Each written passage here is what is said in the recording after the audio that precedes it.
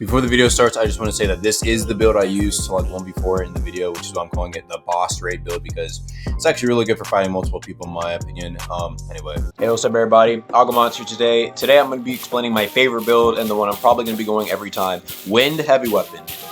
So basically the point of this guild is to stay mobile, but also be really good for fighting multiple people alone, because that's what was happening a lot of times in Wave 0. I'd be alone and I'd be jumped by multiple people. So let's start off with the main mantras I really use in this build, and or I try and strive for, right? Starting off with Gale Lunge. Gale Lunge is just really useful for mixing up my opponent.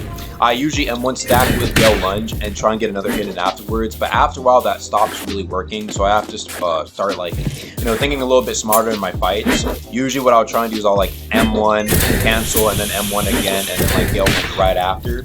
And then I'll try and throw in some critical strikes in there and then Gale Lunge right after the critical strike. I mean, to be honest, again, with my heavy weapon playstyle, it's all about trying to mix my opponents so I can get my M1s in, because they do massive damage. Taking a look at my stats here, as you can see, I have 70 fortitude, 20 willpower, almost 60 Gale Breath, which is what I'm going to be striving for after I hit 100 heavy weapon. So this build is not fully complete, but once I hit power 50, it's going to be basically complete. Again, essentially, you don't really need max power to actually get your build fully set up. I think 50 is just fine. And looking at the stats of my Pale Morning, it does 52 damage. It might get nerfed over time. This is a 2-star Pale Morning, but it does a lot of damage per M1 and critical strike. Another thing I like to do is hit an Astral Wind after I do an M1 as well. I love the M1 stack hit. At the moment, it's bugged. This is probably going to be fixed in paid access when this video is released. But again, usually it's a lot faster, and it's really good for catching people who dodge after I faint. So I'll do this, and then I'll M1 stack and an Astral Wind after they try and dodge, and it will usually hit them because they try and come back in for an M1. I really wish I could show it off more,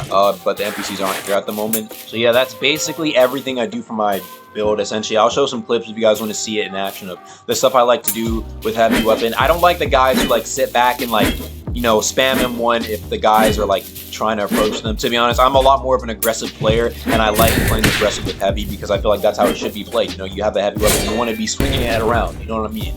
So yeah. Anyway guys, I'll be off for the video. To be honest, this build is not very hard to replicate. I'm able to get it literally every time I play the game and I want this exact build. There's no rare or legendary talents that you need to use it. It just comes down to a matter of your skill with heavy gritsword and M1 stacking Astral Wind or Gale Lunge, or even Wind Gun now. That'll be all guys. I'll see you guys later. Peace.